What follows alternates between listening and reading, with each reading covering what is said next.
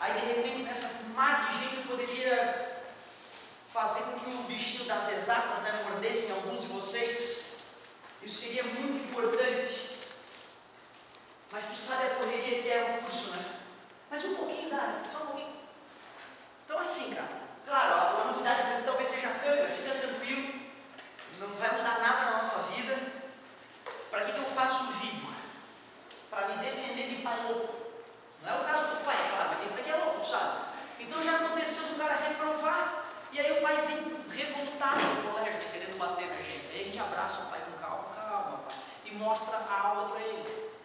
E aí o pai se acalma, o pai vê que não foi culpa nossa, certo? Então é por isso que eu faço. Claro que se tu perdeu uma aula, tu vai poder assistir a aula que tu perdeu. No último dia de aula, tu pode assistir a primeira aula 1000 vezes, se tu quiser. Mas não vai ter edição. Se eu errar, se eu tropeçar, se acontecer qualquer desgraça aqui, eu não vou ter tempo. Vou botar a aula na internet e acabou. Beleza? Como é que tu acha a aula na internet? Se tu digitar meu nome no Google, tu vai ter notícias boas e ruins. No YouTube, tu pode botar o nome do canal ou meu nome também, não tem problema. Até sexta-feira eu devo criar uma playlist para vocês, extensivo, noturno e erechim, assim? É, né? Se os astros estiverem alinhados, eu vou conseguir até, entre uma, né, ir no banheiro, tomar banho, eu consigo lá e colocar nome na aula. Essa aula vai chamar introdução, aí a próxima aula vai ser, sei lá, lei de Coulomb. Ah não, é mecânica, aí vai ser velocidade média, e assim por diante. Se os astros estiverem bem alinhados mesmo, eu chego a botar a página e o número de exercício na tag. Aí tu chega lá no YouTube, página para exercício está ao vivo, o vídeo que eu corrigi aquele exercício, certo? Uma doença, beleza? Então, ó, tá aqui. Nesse canal tem 8.000 vídeos, tem toda a física e matemática do ensino médio, mas não foi um canal desenvolvido para pessoas que não estão na aula. Então a pessoa que não faz parte da brincadeira, ela acaba não conseguindo achar exatamente o que ela quer.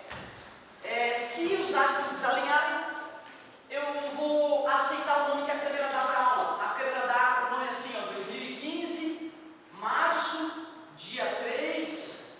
Que horas nós temos agora? 8 horas, sei lá, 13 minutos e 33 segundos. Ou seja, né, tu tem o dia, o mês, a hora, o minuto e o segundo que a aula começou, certo? Mas como na playlist elas vão estar uma após a outra na hora de gravação, não tem problema. Eu combinei com o Colar uma divisão de que eu e ele damos todas as matérias aqui em Chapecó, certo? Então, na verdade, uma dica mais preciosa é tu assistir a aula que tu não viu de repente, né? Ou assistir uma aula que tu teve dúvida, mas assiste de outra turma, porque ver a mesma aula que não te ajudou não vai adiantar. E como as aulas nunca são iguais, por mais que o cara possa tentar, as aulas são diferentes, né? Então, de repente, tu assistir um pedaço que te interessa da aula da outra turma pode ser mais vantajoso. Putz, cara. Tu vai ter que ter cérebro de maratonista, tu sabe, cara. Porque eu, quando acordo às 6 da manhã, eu penso em morte no começo. Eu penso em morte, eu quero sumir e quero voltar a dormir. Aí, 6h15, eu parei de pensar em morte, só fico com mau humor. 6h30 eu já estou até felizinho. Quando às 7h30 da manhã eu estou dando aula, eu estou feliz. E eu acho que para estudar pode ser, inclusive, pior, né? Porque eu faço o que eu gosto, já te falei. Agora, quando tu vai estudar uma matéria que tu não gosta, tem que ser raçudo. Eu também tenho que ser realista contigo, tá? Eu vou te ajudar de 2 a 3% só. Porque a mágica acontece quando tu bota a tua bunda na cadeira. As pesquisas são muito claras, tá? Tu pode ter os melhores professores do mundo. Se tu não botar a bunda na cadeira, tu reprova em todos os vestibulares. Tu reprova na vida. O mágico é tu estudar por conta própria e vir cheio de dúvida. E aí o professor é bom nessa hora, quando ele vai tirar as tuas dúvidas em ti e colocar no rumo certo. Apesar disso, a gente teria que ter muita maturidade para fazer uma aula moderna. Então nós vamos para uma aula arcaica, que é aquela aula onde eu passo a coisa no quadro. Mas é importante, eu estou te falando a verdade, essa aula é arcaica. Mas tu fica tranquilo, tá? Tu vai receber uma aula que, se tu aproveitar ela com o teu esforço em casa, tu pode fazer engenharia em qualquer lugar do mundo. Eu te dou minha palavra de honra que tu vai conseguir cumprir o curso sem estresse, desde que tu domine a língua local, né? Certo? Por que eu digo isso? Porque nas pesquisas mostram que o Brasil é muito fraco em educação, né? Mas isso são os lugares bizarros que estão escondidos pelo Brasil todo. Quando tu tem uma aula de qualidade como essas que vocês recebem aqui, se tu aproveitar ela, tu pode fazer universidade em qualquer lugar do mundo. Tu vai conseguir acompanhar qualquer faculdade de engenharia ou exatas em qualquer lugar do mundo. Palavra de honra. Como é que eu sei disso? Eu sei disso que eu estou cheio de aluno que faz primeiro e segundo ano comigo e vai fazer terceirão fora, intercâmbio. Eles voltam, pô, professor, eu era o melhor em matemática da turma, eu era o melhor em física da turma, os caras são fracos em matemática. E é verdade, o ensino médio brasileiro bem feito, ele é um dos melhores do mundo. Pelo menos na área de exatas, que é a área que eu conheço. Beleza? Então fica tranquilo, está em um bom lugar, bicho. Está num lugar bom. Agora deixa eu te explicar rapidamente por que física para mim é uma religião. A ciência de maneira geral, né? Como eu dou aula de algo que faz parte da ciência, eu tenho que te iluminar com essa ideia da ciência. Mas tu sabe que quando eu era mais novo, eu até gostava de astrologia. Minha mãe tinha os livros da Linda Goldman e tal, eu gostava daquilo. É que depois eu fiquei sabendo que a ciência destruiu a astrologia. Eu até tomo homeopatia de vez em quando eu dou no meu filho. Aplico a homeopatia no meu filho, mesmo a ciência já tendo destruído a homeopatia. Eu não estou querendo te dizer para não usar a aguinha como remédio homeopático. Não estou te querendo te ofender nesse ponto. Só estou te dizendo que a ciência já demonstrou que a homeopatia não funciona como diz que funciona. Até a acupuntura foi destruída pela ciência, apesar dos SUS usar acupuntura. Disse um dia eu tiver lombalgia nas costas, eu vou para o acupunturista antes de entrar na faca, certo? Mas a ciência ilumina nossos caminhos. Eu poderia te explicar e te provar por que a astrologia é uma babaquice, por que a homeopatia não funciona, por que a acupuntura não funciona, mas tu pode assistir os vídeos dessa parte depois que tu tiver interesse. Agora, por que a ciência me encantou? Cara, tu vê o seguinte, né? É aquela coisa que tu deve ter assistido já na TV a cabo. Tem tal da teoria do Big Bang, né? A teoria do Big Bang é uma boa teoria para explicar o universo. Parece meio absurda que todas as galáxias e estrelas estiveram comprimidas numa região de espaço muito pequena e de repente, pá! Mas é uma ideia muito forte, por quê? Quando o Hubble começou, o estudioso Hubble, não é o satélite, não é o satélite Hubble. Quando o Hubble começou a observar galáxias se deslocando com o passar do tempo, ele fotografava lá com telescópios a galáxia numa certa posição, depois fotografava ela em outra posição, depois em outra posição. Aí ele pensava, olha, se daqui para cá em um mês ela andou isso, mais um mês ela andou isso, eu acho que no próximo mês ela vai estar ali. Aceitável? E ia lá, olhava e, oh, realmente a galáxia está ali. Para onde é que essa galáxia está indo, galera? Está indo para lá. Aí tu vai lá e estuda outra galáxia. Está aqui, um mês depois, oh, ela está indo para lá. Ela está indo para lá. E tu faz isso com várias galáxias, acompanha milhares de galáxias, dezenas de milhares. E quando tu faz o mapa do caminho delas, tu percebe que todas estão quase todas estão se afastando de um certo lugar. Como tu sabe quanto tempo demorou para isso acontecer? Tu retrocede até o ponto de onde elas estão vindo e diz que o universo tem 13,6 bilhões de anos. É como tomar uma pedrada e procurar. Onde é que vem a pedrada? É isso. Ou seja, por mais absurdo que pareça que as 200 bilhões de galáxias, cada uma com 100 bilhões de estrelas, tudo isso comprimido num lugar pequeno, os cálculos dizem que o tamanho inicial, né, o tamanho da cabeça de um alfinete, mais ou menos.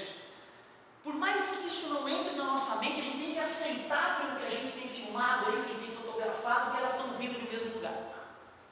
Só que aí um dia o cara fez as contas e viu, né, isso aqui é uma babaquice.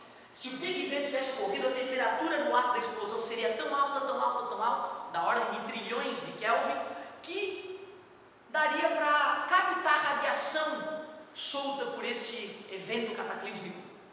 Então esse cara começou a dar, esse físico, que eu não me recordo o nome, começou a dar palestras mostrando, provando matematicamente por que o Big Bang não tinha acontecido. Só que em uma das palestras tinham dois caras sentados escutando a palestra, e esses caras recentemente tinham tido um problema grave. Um deles é Arno Penzias, o outro eu não recordo o nome.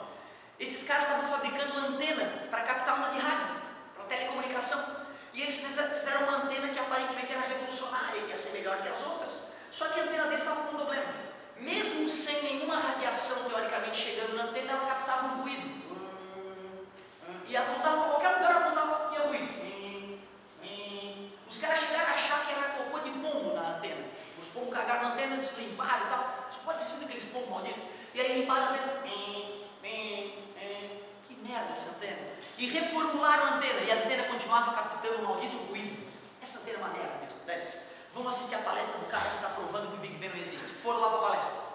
Na palestra o cara mostra as contas e tal. E explica por que ele não acreditava no Big Bang. que deveria ter uma radiação vinda de todo lugar do espaço, e de repente o Arnold Penzias e o amigo dele se olham, não é possível.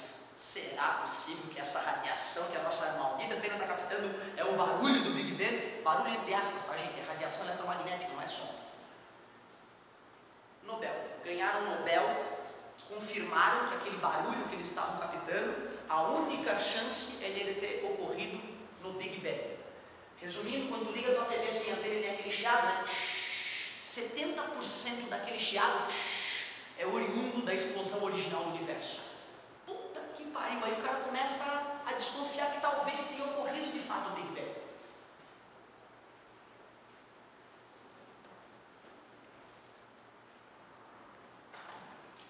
Quantas galáxias eu te falei? 200 bilhões de galáxias. Antes do Hubble, a galera olhava os pontinhos de luz no céu e achava que tudo era estrela. Quando o Hubble começou a usar telescópios maiores, ele dava um zoom naquela estrelinha e via na verdade que alguns dos brilhinhos no céu não eram estrelas, eram galáxias. Eram aglomerados de milhões de estrelas.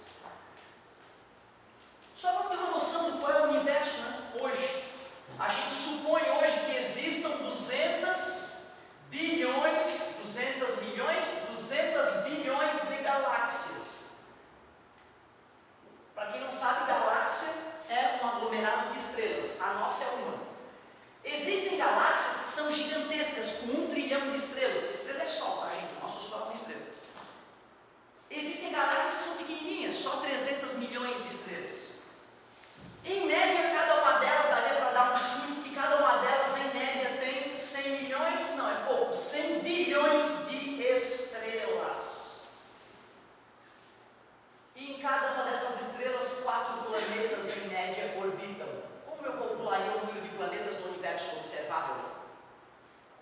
Só multiplicar esses números pequenos, né? Mas fica tranquilo, tá? Vida só aqui na Terra. Vida só tem aqui, né? Tá confirmado. Beleza? É um absurdo, né? A gente supor que a vida evoluiu só no nosso planeta. Eu não estou te falando que eu acredito em ETzinho verde visitando a gente, pelo contrário, eu duvido. Eu duvido que qualquer alienígena tenha visitado a gente até hoje. Mas há uma esperança aí.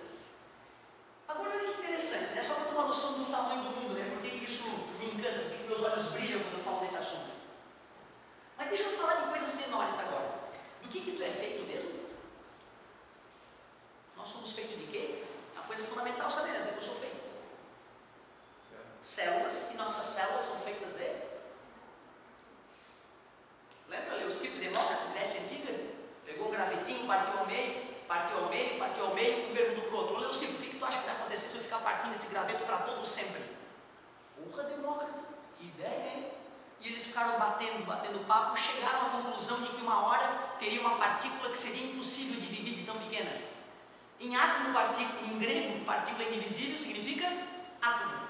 Então vocês são feitos de átomos. Aliás, né, eu vi na aula anterior, vocês estão manjando de átomo pra caramba. Olha lá, NOx e tudo, número de oxidação, Jezebel. Mas, como eu te falei, no ato do Big Bang a temperatura era tão alta, trilhões de graus Celsius ou Kelvin, trilhões, que nem um átomo existia. O que existia no ato da explosão eram bósons, partículas subatômicas, leptons. Que coisa que não precisa estudar por enquanto. Elétron, tinha elétron já. Elétron já existia, né? Elétron do manho. Como é que foi surgir a tabela periódica? Quando uma coisa se expande, quando um gás se expande, tu já percebeu que ele tem que esfriar? Quem usa desodorante e aerosol sabe disso todo dia, né? Fica geladinho, certo? Como após a explosão, a suposta explosão, a temperatura do universo começou a diminuir, começaram a se formar prótons e nêutrons, partículas conhecidas para ti. Alguns minutos depois da grande explosão, prótons aprisionaram elétrons. E aí sim se formou o primeiro dos átomos, o átomo de hidrogênio. Como é que é um átomo de hidrogênio mesmo? Um prótonzinho minúsculo e um elétron orbitando em alta velocidade, núcleo atômico, né? Ah, cara, o legal era tu imaginar que se aquilo ali é o próton, a eletrosfera é quase do tamanho da sala, e o elétron gira tão veloz que faz a eletrosfera vibrar, né? Aliás, a eletrosfera é o elétron girando. É como se fosse um escudo protetor. Então tu vê o átomo de hidrogênio vibra.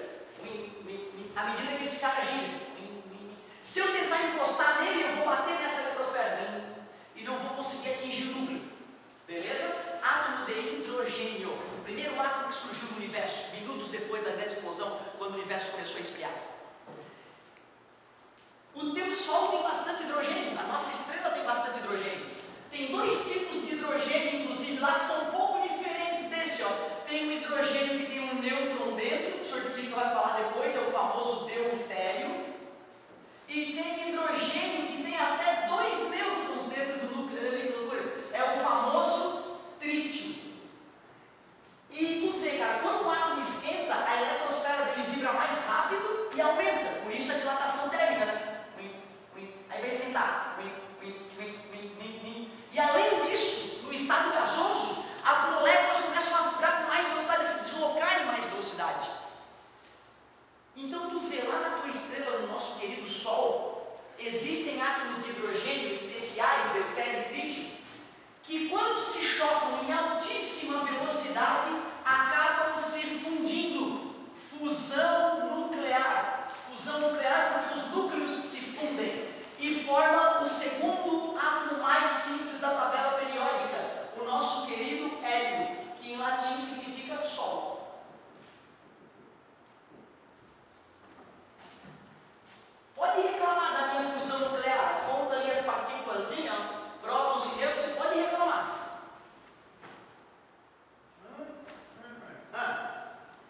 Enxergaram? Está faltando o que ali? Conta ali as partículas, pô! O que está faltando ali? Tu já assistiu a aula? Quem foi que já assistiu essa aula? Não pode falar, hein?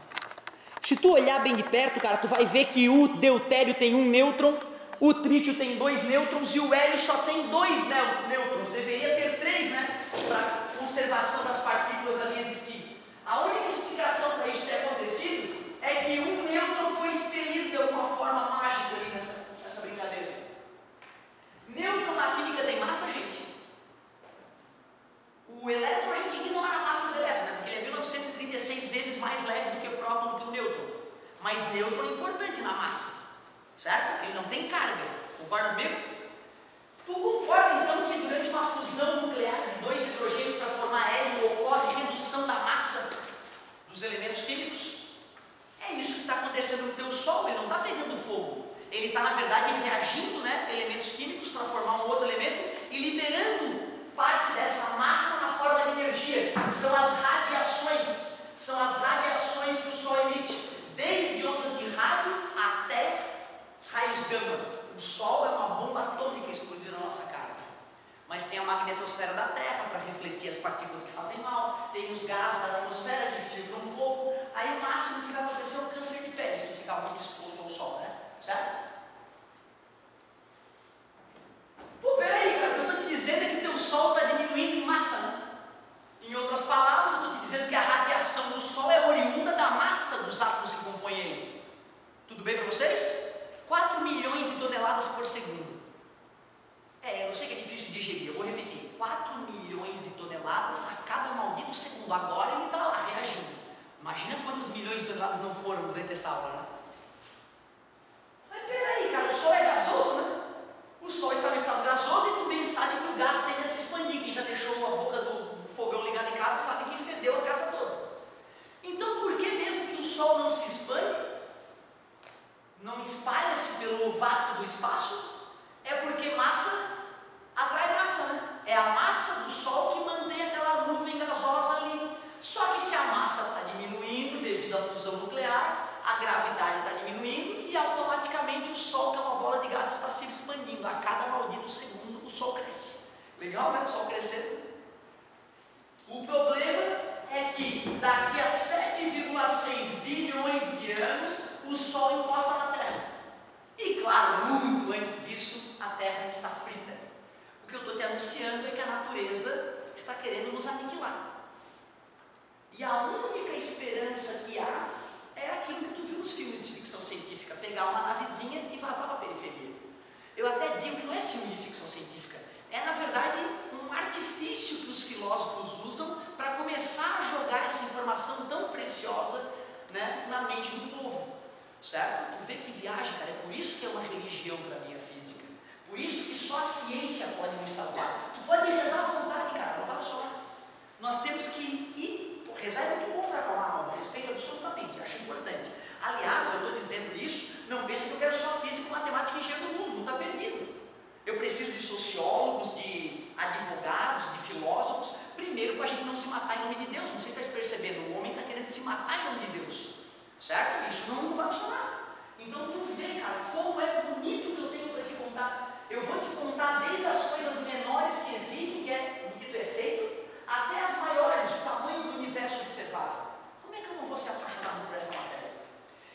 mais, hein?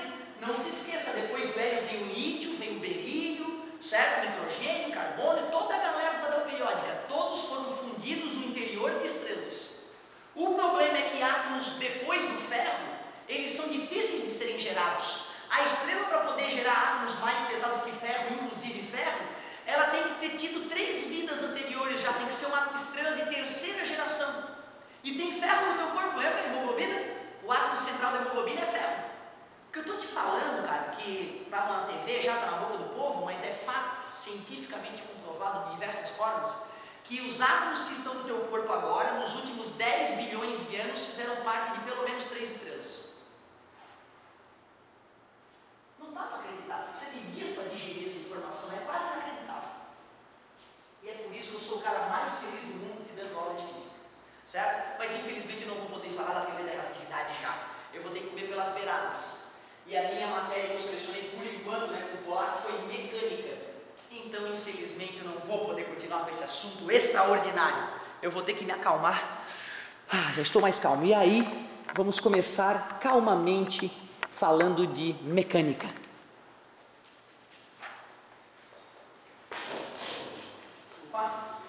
Galerinha, mecânica, o que ela estuda? Ela estuda os movimentos. Ela quer entender os movimentos, descrever, explicar os movimentos. Dentro da mecânica tem uma parte chamada cinemática. Cinemática. Como ela está dentro da mecânica, ela também estuda os movimentos. Só que o objetivo da cinemática é apenas descrever os movimentos. Ou seja, eu quero saber qual é a velocidade do móvel, quanto tempo vai demorar para chegar, qual foi a trajetória, que distância percorreu, qual é a aceleração. E já que eu vou começar a trabalhar cinemática contigo, a primeira coisa eu preciso conversar contigo sobre alguns conceitos básicos. Como eu me alonguei já na introdução, eu vou escrever os 7 conceitos básicos que eu quero discutir contigo, e depois que eu discutir eles, sobrando um tempinho, enquanto bate só no recreio, eu escrevo o que cada um significa. Então eu quero te explicar o que é referencial. Tem que sair daqui sabendo o que é referencial. Tem que saber o que é posição. Eu vou te explicar o que é movimento, não se ofenda, é a explicação técnica, certo? Eu vou te explicar o que é repouso. Depois eu ainda quero discutir contigo o que é trajetória, ponto material e corpo extenso. Ponto material e corpo extenso. Aí eu estou feliz para essa primeira aula. Se eu discutir tudo isso, eu estou muito feliz. Eu adoro questão discursiva, sabe? Quando eu estou dando um curso completo no ensino médio, primeiro, segundo e terceiro ano, eu não faço uma questão de ABCD, eu vou te confessar, eu tenho preconceito com questão de ABCD. Isso para formar o aluno, depois do vestibular não tem o que fazer, toca ABCD e deu. Mas para formar o aluno eu tenho preconceito, eu confesso. Então eu faço muito assim, questão discursiva. Explique o que é referencial. Sabe qual é a resposta que eu mais escuto? É um ponto de referência. Tu não pode, de hipótese nenhuma, nem no vestibular, usar a própria palavra para explicar a palavra, né, cara? Tu não pode usar a palavra referencial ou referência nessa discussão. Mas olha como é fácil, eu estou com uma trena, tá vendo aqui na minha mão? Tem uma trena, aquela trena, tu estica e mede a coisa. Se eu quiser localizar a colega, só com a trena, o que eu vou fazer? Vou jogar a trena nela para gritar e eu saber onde é que ela está? Não é isso, eu preciso pegar a trena e escolher um ponto ali. Aí eu escolhi aquele ponto ali. Aí eu boto a trena ali, aquela partezinha metálica, sabe? Ali, e estico a trena até ela e falo, ela está a 5 metros. Ou seja, o que é referencial? É o local onde tu coloca o zero da régua, é o local onde tu coloca o zero da trena e vai esticar a trena para achar a posição de alguma coisa. Referencial é o ponto escolhido para medir as posições dos objetos. Em alguns livros tu pode dizer que referencial é o ponto de onde observamos o fenômeno. Tudo bem, dependendo da situação dá para dizer que sim, mas o técnico não. O técnico é a posição zero. É o local que eu escolhi para colocar como zero. Isto é referencial. Já que eu te disse que referencial é o ponto escolhido para determinar a posição dos objetos, eu tenho que te explicar o que é posição. Já até ficou explicado sem querer. Posição é a distância que um objeto está do referencial. Se o teu carro quebra lá no quilômetro 50 de uma BR, de uma rodovia, tu sabe que ele está a 50 quilômetros da placa zero, do referencial. Posição. O que é a posição de um objeto? É a distância até o referencial. Só isso. Posição é uma coisa relativa ou absoluta? Posição é uma coisa relativa ou absoluta? Como assim, professor? Absoluta é que é igual para todo mundo. Relativa é que pode mudar. Quando eu disse que a posição da colega era 5 metros, vai ser sempre 5 metros, entendeu? Para todo mundo que fizer a medida? Não, né? Só se a pessoa usar o mesmo referencial que eu, né? Se ela usar o mesmo referencial, vai voltar a dar 5 metros, se a colega não se mexeu.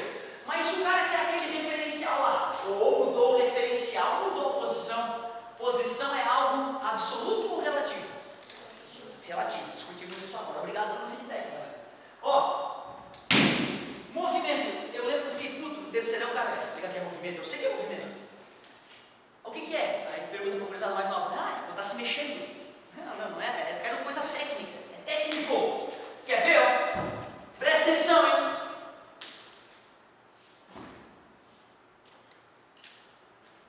Estou em movimento ou em repouso? É natural a galera responder movimento. Não fica triste. Por que tu acha que eu fiz essa ceninha babaca de colocar a caneta no bolso, então? Parabéns, tá ligada?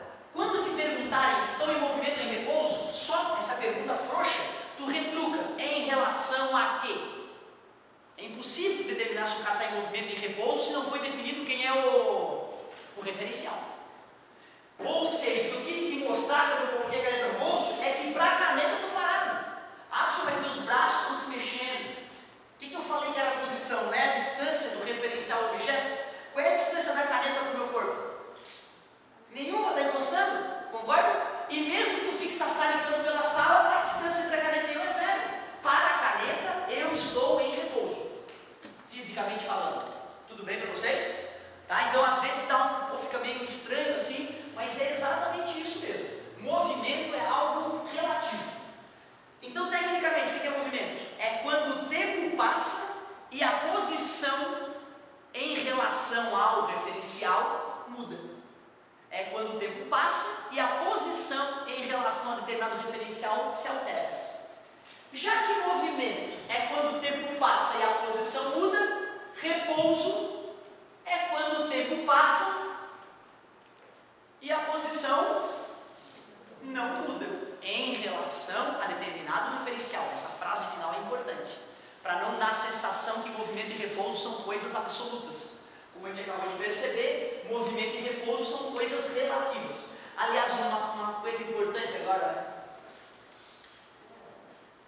É a Terra que gira em volta do Sol ou é o Sol que gira em volta da Terra? Qual é a verdade?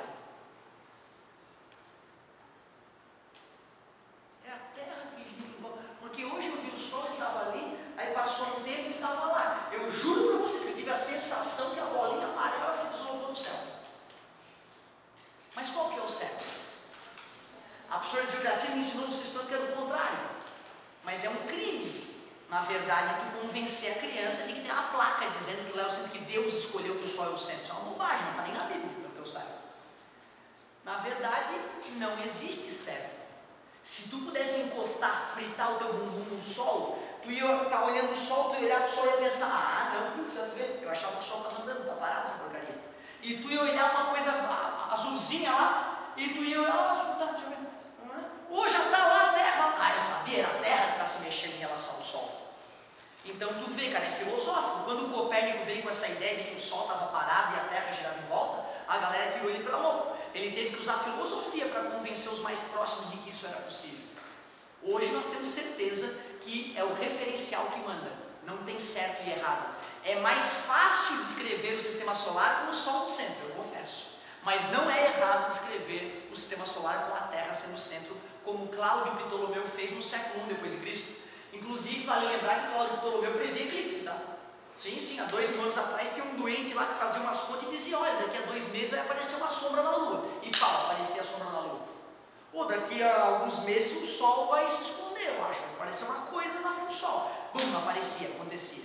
Então tu vê, mesmo usando o geocentrismo, Ptolomeu matava a charada. Legal. Trajetória. Respondam, o que é trajetória? Os meus alunos, é o trajeto que o corpo fez. Está de sacanagem comigo, né? Está de sacanagem, trajetória é o trajeto. Então você tem que explicar tecnicamente quando te perguntarem na física isso. Exemplos de trajetória no dia a dia. A marca do pneu do carro durante a freada. Ou as migalhinhas de João e Maria marcando por onde eles passavam. Ou as pegadas dos namorados na praia. Caminhando na praia, fica pegadinha, olha para trás, sabe por onde passou, né? É a trajetória. A escrita, a escrita no quadro marca a trajetória da ponta da caneta enquanto ela estava em contato com o quadro. Resumindo, tecnicamente, o que é trajetória? É o conjunto de todos os pontos por onde o corpo passou. É o conjunto das posições assumidas pelo corpo, se tu preferir. Se tu for olhar os outros vídeos, às vezes, muito raramente sai a mesma definição, mas cada dia uma palavra muda. Eu não estou com a definição decorada na minha cabeça, eu sei o que significa e vomito para vocês na hora. Trajetória são todos os locais por onde o corpo passou. Totalmente diferente do que eu tinha falado antes e falei a mesma coisa. Certo? Importante tu entender isso. Trajetória é uma coisa absoluta ou relativa? Né? Porque a trajetória vem das posições e as posições são relativas, então é verdade. Um exemplo clássico e bom é esse aqui, né? Eu estou correndo em MRU e aí solto a caneta. Na minha cabeça a caneta caiu retilíneamente aqui do meu lado. Mas para vocês viram eu soltando a caneta nesse momento, né? Então é como se a caneta tivesse ido para frente enquanto caía. Foi uma trajetória parabólica. Então realmente trajetória depende do referencial. 2 pontos ainda para discutir. Ponto material e corpo extenso. Imagina que eu vou daqui a Chapecó. Eu vou daqui a Chapecó. Quantos quilômetros vocês fazem ideia? 90? Obrigado, amigo. Será que quando eu for fazer esse percurso a pé, tu precisa saber o tamanho do meu corpo para dizer quanto eu vou ter que andar para chegar lá? Não, né? Eu vou ter que andar 90 km mais ou menos para chegar lá, né? O fato de eu ter 1,35 m, 70 kg não significa porcaria nenhuma. Nesse caso, como o meu corpo é pequeno perto da distância que eu vou percorrer, neste fenômeno eu sou um ponto material. Quando o professor Otávio está indo de Erechim para Chapecó, a pé, naquele instante, ele é um ponto material, porque o tamanho dele não importa. Porém, se eu piso em algum lugar, se eu piso num bichinho que eu não vi no chão, para medir o estrago que eu vou fazer no bicho, pode ser um cachorrinho. Uma vez minha namorada, ex-namorada, foi na casa da tia dela, tem um cachorrinho pequenininho, ela não viu no sofá, era o filho dela, a tia dela não tinha filho, era o filhinho dela. A mulher não foi me sentar, e só deu para escutar um barulhinho assim, e matou o cachorrinho. Palavra de honra. Mas imagina que não foi tão drástico. Não imagina que ela só pisou na patinha. Tu concorda que para analisar o estrago do cachorro é importante saber o objeto que atingiu ele? Faz sentido? Ou seja, seria importante conhecer o pé da pessoa que pisou no animal, as dimensões e a massa, para a gente poder analisar o estrago. Mesmo que fosse eu pisando no bichinho. Tu vê, né, cara, quando eu fui daqui para Chapecó a pé, o meu corpo, o tamanho do meu corpo não significava nada. Mas quando eu fui pisar num pequeno animal indefeso, o tamanho do meu corpo interferiu no fenômeno. O mesmo objeto, ora era um ponto material, porque as dimensões eram desprezíveis, ora era um corpo extenso, porque as dimensões eram importantes. Vamos avacalhar de uma vez, uma bactéria é um ponto material ou um corpo extenso? Quando eu falo bactéria, dá a sensação de que ela é minúscula e ele é um ponto, né? Então é um ponto material, ele é pequenininha. Sim, se eu for analisar uma bactéria ou um vírus saindo do meu espirro e caminhando alguns quilômetros para ser aspirado por ti e te contaminar, o vírus ou a bactéria é absolutamente um ponto material. Mas vamos estudar as organelas na química das bactérias, não tem essa de estudar a célula, estudar as organelas internas, complexo de Golgi, aliás, Golgi, se não mudou o nome, os ribossomos e citoplasma, ou seja, até uma célula que é menor que uma bactéria pode ser um corpo extenso quando formos estudar o interior dela. O que eu estou querendo dizer com essa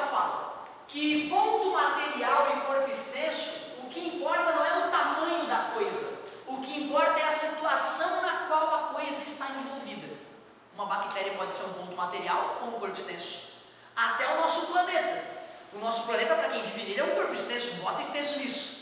Agora, quando o físico vai calcular a órbita do planeta em torno do Sol, já que do Sol até a Terra são 150 milhões de quilômetros, e a Terra só tem 13 mil quilômetros no Equador de diâmetro, a gente ignora o tamanho da Terra. O planeta vira um ponto material quando vamos estudar a órbita da Terra em torno do Sol. Beleza? Então tu pode escrever assim, ó, ponto material é quando as dimensões do objeto são desprezíveis no fenômeno analisado. Então, corpo extenso é quando as dimensões do objeto não são desprezíveis no fenômeno estudado. Vou colocar aí, tu vê, cara, olha só. Eu tenho que te contar a verdade. Eu tenho visto muita gente copiando quase tudo, até o que eu falo às vezes.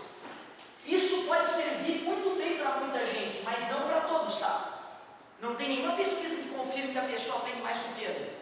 Nenhuma confirmou isso. Não, as pessoas que copiam aprendem mais. Nunca houve uma pesquisa que tenha confirmado isso. Calma! Ou seja, eu te convido a testar se tu aprende melhor copiando ou não. Copia tudo um mês, faz os testes, mede o tempo, vê quanto tu acertou, quanto tu errou. Para de copiar durante um mês, só escuta a aula, anota um tópico ou outro, faz os exercícios, mede o tempo, mede o índice de acerto, para tomar a decisão, cara, porque é uma decisão muito importante tu tomar só porque tua irmã copiava, porque teu pai pediu para tu copiar. A minha irmã sempre copiou tudo. Eu, enquanto copiava, eu era mediano, eu só tirava 7. Quando eu parei de copiar, eu bombei, cara. Quando eu parei de copiar, eu comecei a tirar 9, 10 palavras de honra. Estou te falando isso porque, sabe, a gente tem que refletir sobre nossas atitudes, para ver se vale a pena mesmo, tá? Hoje nós temos mais uma aula depois, né? Então eu vou, enquanto tu vai para o recreio, eu vou só escrever o que eu te citei ali, beleza? Para se tu quiser copiar, se realmente fizer bem, tu poder fazer isso. E depois se tu quiser, tu pega o vídeo, pausa e copia, né? Show de bola. Muito obrigado! Daqui a pouco estamos juntos aí de novo.